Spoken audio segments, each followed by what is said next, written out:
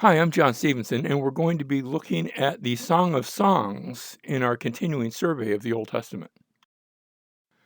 There's been a number of interpretations made of this short book, only 8 chapters long. One of them is the allegorical interpretation, which sees the entire book as an allegory of the Lord's love for his people Israel. I think there may be a point here, and we're going to come back at the end and look at it allegorically. I think it is a acceptable application of the book, but I'm not sure if that's the only way we are supposed to read it. Likewise, there is what we call the cultic interpretation. Now, that sounds bad, but I only mean that these are poems for use in the marriage ritual. And I have been, and I'm sure you have been, if you've been to any weddings, you've probably heard the Song of Songs, at least a portion of it, or maybe several portions, that were used as part of the wedding ceremony. Again, I think that's a good use of the book. It's not written for that reason, but that's an acceptable application of the book. Thirdly, there is the typical interpretation, which sees it as a type of the church, a type of Christ, his love for his church, again, by application. And I'm going to suggest that even the New Testament makes some uses, not direct quotes, but refers to it. And we'll look at that and we'll see if we can pick up some things that the New Testament says that remind us of the Song of Songs as it applies to Christ. However, I think the primary way we should look at the book, initially at least, is to just what we call the natural or literal interpretation. It's a series of love songs between a man and a woman. Now, I have to pause there because there's another interpretation which has been suggested in the last couple of hundred years. I'm referring now to the shepherd interpretation, which views Solomon as the villain of the story. You see, there's Solomon, and then there's the Shulamite. We're going to ask in a minute what that means. And then this interpretation says it's not between a man and a woman, it's being between a man and a woman and another fellow, her shepherd boyfriend. And Solomon comes in and takes her and is going to marry her. But the shepherd is her real lover, and so she runs away from Solomon and runs off with a shepherd instead. There's some real problems with that view. So let me just say, I don't accept the shepherd interpretation. I think it is completely misreading the entire book. And that's a lot to say. I mean, it's one thing if you miss a verse here and there. If you adopt this interpretation, you basically throw the book out and you throw out any potential use in those other categories. So, problems with the shepherd interpretation. First of all, it's of relatively recent origin. That doesn't mean it's necessarily wrong. What it does mean it's not obvious. Nobody came up with it prior to the early 1800s. So it's a new innovation, a modern innovation. And innovations can be dangerous when it comes to the scriptures. Secondly, it makes the woman an adulteress because she gets married in chapter 3.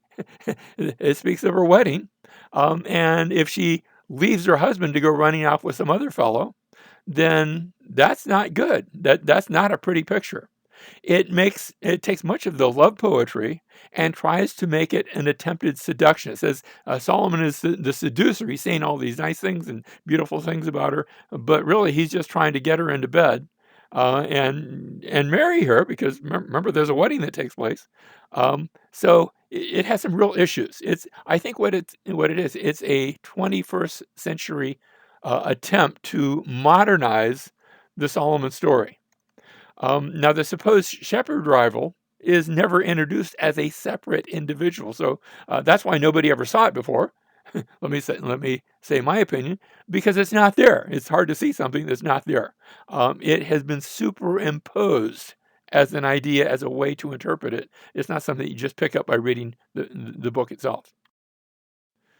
Another problem is that if Solomon is the villain, then any use of the song as a picture of the Lord or of Jesus would be completely inappropriate because we would be making Yahweh or Jesus the villain, and we don't want to be doing that. That just doesn't work at all.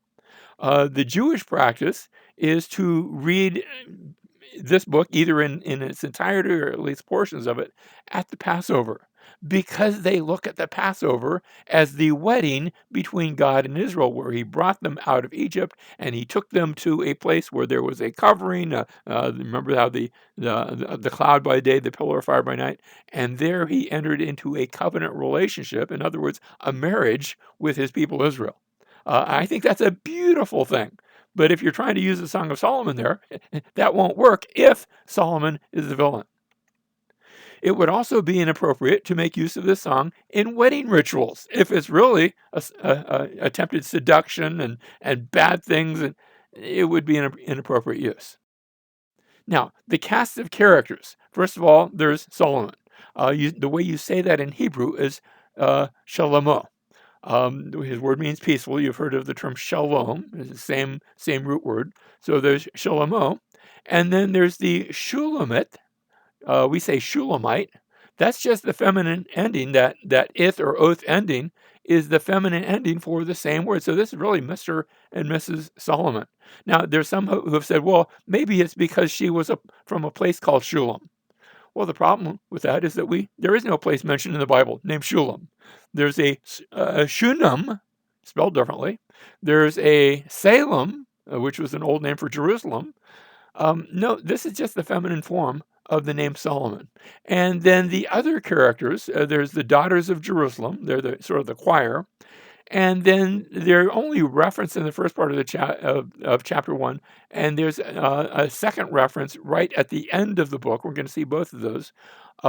The brothers of the Shulamite, her brothers, and they're mentioned in the beginning, and we're going to see they're mentioned at the end. You can miss them if you're not careful, but they're going to be seen again at the end of the story.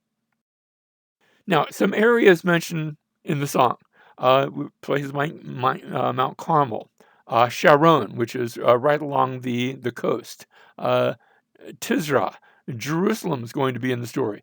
We're going to see Gilead, that area to the east of the Jordan River. And as you're thinking of Gilead, you're going to be on the west side of the Jordan River, looking across at Gilead and seeing its the animal life there and so on. We're going to see Lebanon mentioned. We'll see Heshbon mentioned, Mahanaim, different places that are going to be mentioned that were familiar to somebody living in Israel, especially around the days of Solomon. So the story behind the song, and I think there is sort of a story. I want to be careful here. It starts where the characters, she's introduced in chapter 1, verse 5. I am black but lovely, O daughters of Jerusalem, like the tents of Kedar, like the curtains of Solomon. You say, black? Is she from some other place? No, she explains this, verse 6, do not stare at me because I am swarthy. That's just another word for black. For the sun has burned me. Her skin is dark because she's been out in the sun. And then that's explained. My mother's sons were angry with me. They made me caretaker of the vineyards, but I have not taken care of my own vineyard. Now, see, her own vineyard, that's talking about her body, her hair, her face, her skin.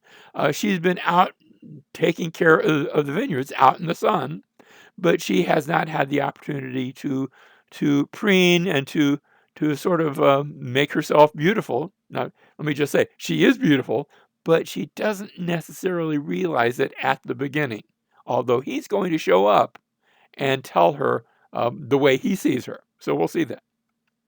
So notice the reference to my mother's sons. I have to chuckle because it reminds me of those times when I would come home, maybe from work, and our daughter was very young back then, and my wife would say to me, do you know what your daughter has done?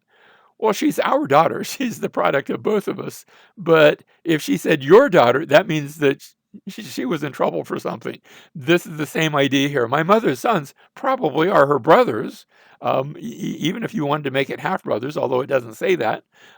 But they're on the outs, at least from her point of view, because they've been sort of riding herd on her. Now we're going to see later on. I think they have good intentions, but they're having her work in the vineyards. They're not sitting back at home with their feet up and being lazy, but they've put her to work, and I imagine they're at work as well. And as a result, she feels like she has not really been able to enhance her own physical beauty. So the story has begun. Next, we have the boy meeting uh, chapter 1, verse 7. Tell me, you whom my soul loves, where do you pasture your flock? Now, she's the one speaking to him who's a shepherd. This is why people have come up with the shepherd interpretation. But wait a minute. Remember that shepherding was in the family business of Solomon. After all, David had been a shepherd. And when David first becomes king, he isn't king of the entire United Kingdom. He's only king of one tribe for the first 7 years. Later on, he becomes king of Israel. But even then, Solomon is not the oldest. Solomon's way down in the pecking order. He's got a bunch of older brothers, which means he's not destined, at least insofar as he knows, to be the king. He's probably in the family business as a shepherd. So the story picks up. Tell me, O you whom my soul loves, where do you pasture your flock? Where do you make it lie down at noon? For why should I be like one who veils herself beside the flocks of your companions? So the boy meets the girl. By the way, did you catch that? He meets her, but she's veiled. He doesn't really see her features. That was very typical in the ancient world, and it's still very typical in parts of the Middle East. Now they speak, and he promises to return, but he's going to go away for a time. And then when he does return, lo and behold, he's no longer a shepherd. Now he's the reigning king. And he comes to get his bride, and he takes her on their honeymoon, and they live happily ever after. You have the wedding, the honeymoon, and then they'll go to Jerusalem. And then at the end of the book, they're going to go traveling to other places throughout the land of Israel as well. That's the essence of the story. Now, I want to note that in the way it begins and the way it ends, there's a symmetry to the story. Most people miss this. I did for many years. So it starts off in the opening words. Solomon is introduced. The king has brought me into his chambers, and then you're going to pick up with the actual story part. But notice the king has brought me into his chambers, and then we just saw chapter 1, verse 6, where the brothers have made her caretaker of the vineyard, but she hasn't been able to care for her own vineyard, and she's a little bit bothered by that. And as she meets him, she describes him as being like an apple tree. He's strong, he's stout, and frankly, there's some seed there and some fruit that she would just love to taste. And she pictures him like an apple tree. As they come together, I'm not sure if she's imagining it or if they're doing it, but it's described where his left hand is under her head and his right hand embraces her. You sort of have this picture of them embracing, and there's promise, and there's a future before them. Next, we see where she seeks him in the night. Now, this is again, is this imagined? Is this actual? However you take it, she seeks him in the night, but she doesn't find him, and she goes about the city. Evidently, they're in Jerusalem now, and she sees the watchman. And she asks, have you seen him who my soul loves? And you're not quite sure of the answer, but the watchmen are mentioned there. And finally, in the middle of chapter 3, Solomon arrives. He arrives. There's a procession. He's on his royal couch. The wedding takes place. That's chapter 3.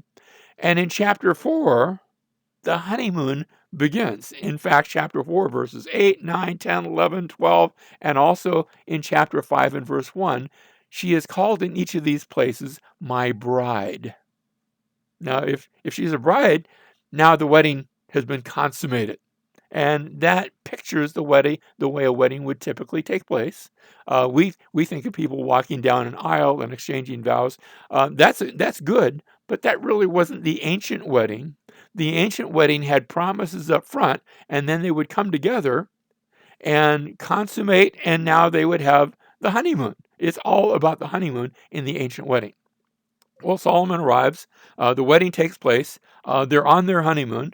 And then as you go on with the story, chapter 5 and verse 2, she wakes up and she seeks him in the night but does not find him. That's the same thing that had happened back in chapter 3, verses 1 through 3. She goes about the city.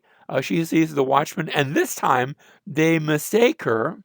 They don't recognize her. They treat her rather gruffly.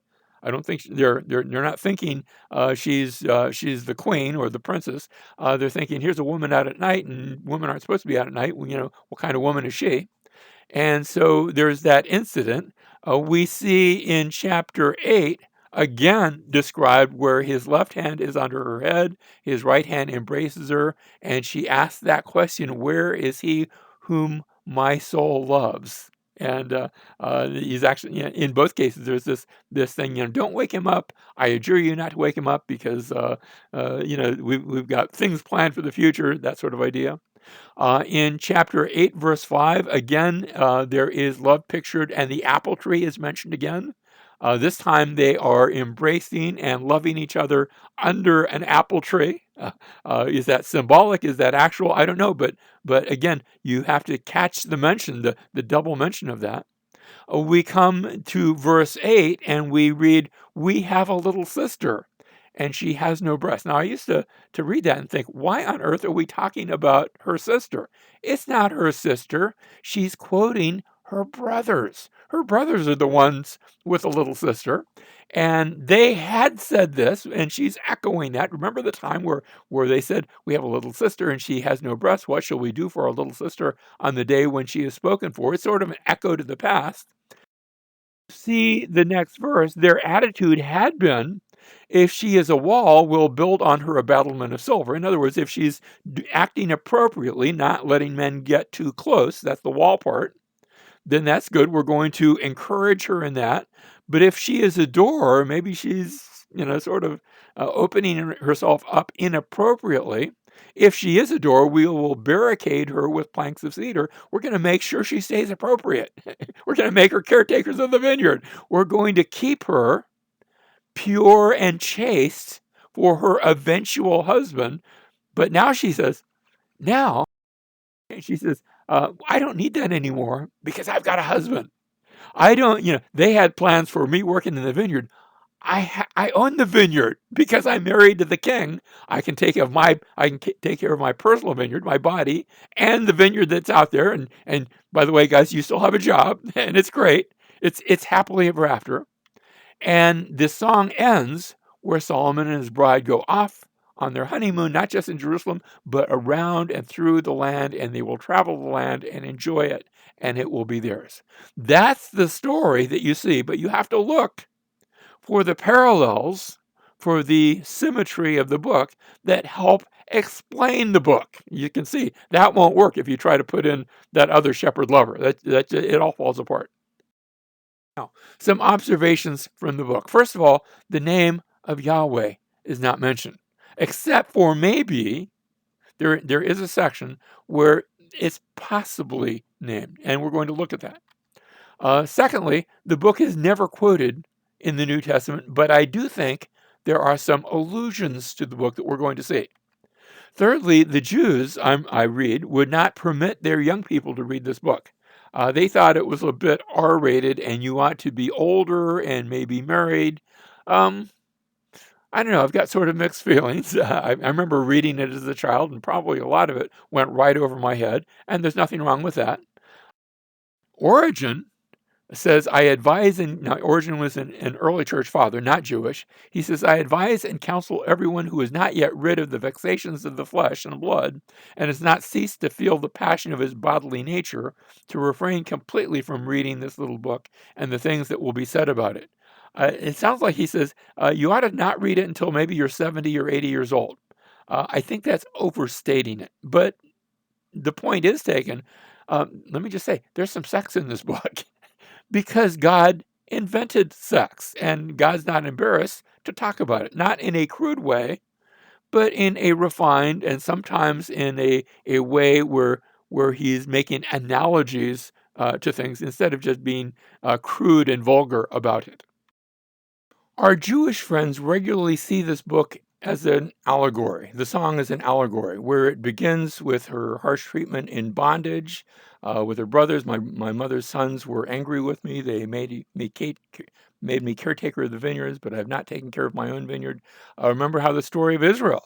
begins with them in bondage in Egypt, being made caretakers, workers in the land of Egypt against their will, not being able to take care of their own possessions.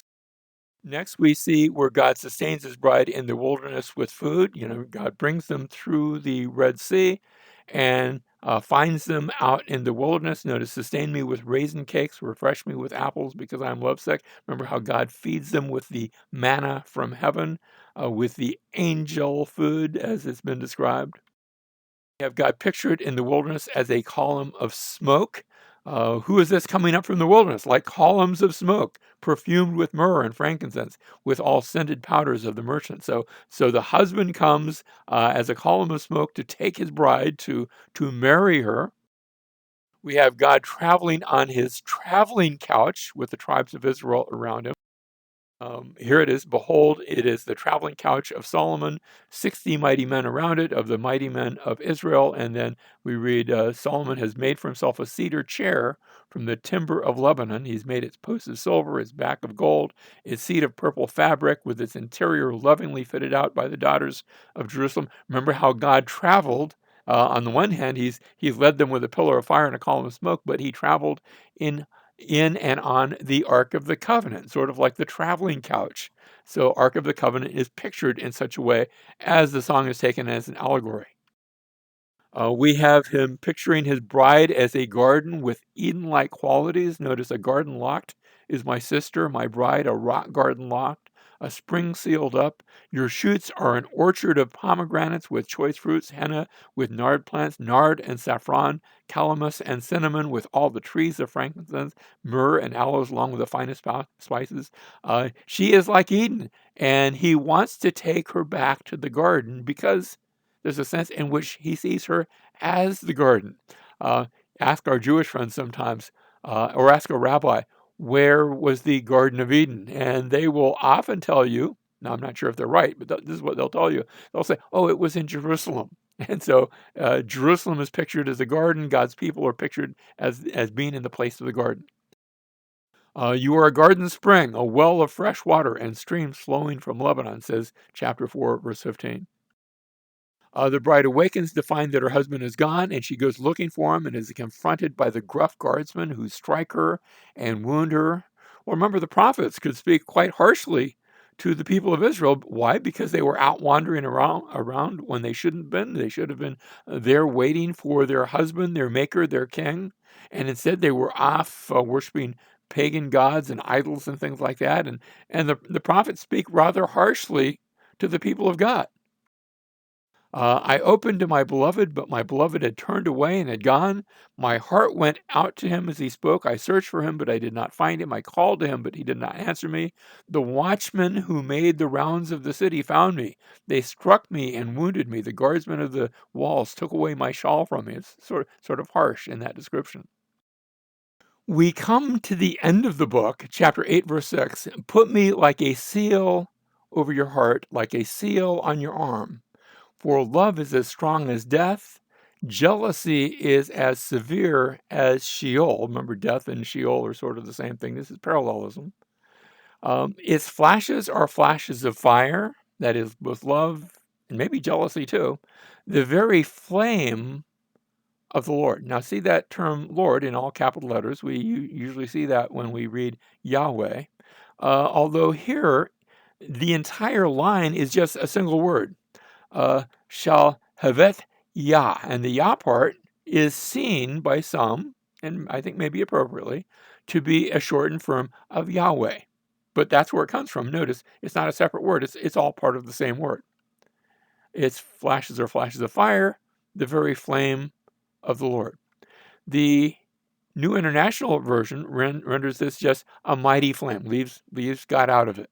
Likewise, the King James rendered it a most vehement flame, a flame that's really a big flame. And it's the same idea as the New International Version. They're really on the same page there. They might be right. I'm not so sure. Now, the next verse, many waters cannot quench love, nor will rivers overflow it. If a man were to give all the riches of his house for love, it would be utterly despised. So notice, verse 6 said love is a mighty flame. however a flame of Yah, however you want to take that. And then verse 7 talks about how many waters cannot quench the flame of that love. You see how that connects. And what that's telling us is both of the endurance of love. If it's really love, it lasts. Real love lasts. But also the value of love. If a man were to give all the riches of his house for love, you can't pay for love. That's not really love if you're trying to pay for it. But also there's a danger of love. Be careful to whom you give your heart. Let me say, Christians are told in the New Testament, don't be unequally yoked with an unbeliever. And I would add to this, in sort of a modern application of that, if you're a Christian and you're single, don't go dating an unbeliever. Because in our culture, you probably won't ever marry somebody you haven't first dated. And to borrow the imagery here, when you do that, you're playing with fire. So the danger of love. However, I suggested that there are some New Testament allusions to the book, and three that we're going to look at. And I think there might be a few more, but I'm going to look at three, all from the Gospel of John.